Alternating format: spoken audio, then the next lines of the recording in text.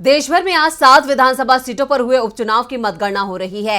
ये उपचुनाव 6 राज्यों में अलग अलग सीटों के खाली होने के कारण 5 सितंबर को हुए थे, लेकिन सबसे ज्यादा नजरें उत्तर प्रदेश की मऊ जिले की घोसी विधानसभा सीट पर हुए उपचुनाव पर थी, जहां सीधी टक्कर इंडिया और एनडीए के बीच थी। अब जो खबरें आ रही हैं उसके मुताबिक घोसी में इंडिया गठबंधन ने जीत का परचम लहरा दिया है। क्या है पूरी खबर, देखते हैं ये रिपोर्ट। 6 राज्यों की 7 विधानसभा सीटों पर बुधवार को हुए उपचुनाव की मतगणना जारी है। इन उपचुनावों को विपक्षी गठबंधन इंडिया के लिए एक महत्वपूर्ण परीक्षा के रूप में देखा जा रहा है, जिसका आगामी राज्य विधानसभा चुनावों और 2024 के लोकसभा चुनावों पर प्रभाव पड़ने की संभावना है।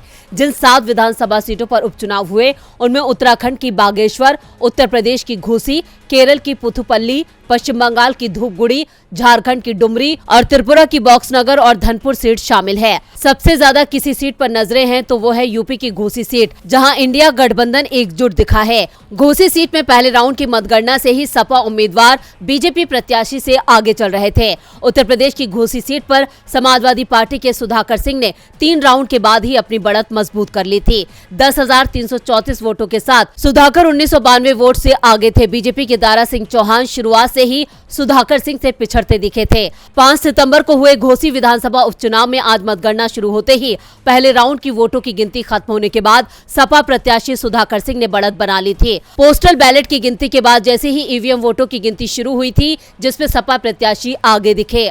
खबरों के अनुसार पहले राउंड में सपा और बीजेपी प्रत्याशी के बाद तीसरे स्थान पर नोटा रहा। घोसी उपचुनाव की काउंटिंग 32 चरणों में होनी है। वहीं वोटों की गिनती को लेकर प्रशासनिक अधिकारियों ने कड़ी सुरक्षा के इंतजाम किए हैं। मतगणना स्थल की निगरानी सीसीटीवी कैमरे के जरिए करने के साथ ही भारी संख्या में पुलिस बल भी तैनात किया गया है। मतगणना स्थल पर 3 स्तर पर सुरक्षा व्यवस्था की गई है। इसके लिए 3 सीओ, 17 निरीक्षक, 78 उप निरीक्षक की तैनाती की गई है। काउंटिंग के लिए 19 मतगणना टीमों का चयन किया गया है। डीबी लाइव की रिपोर्ट।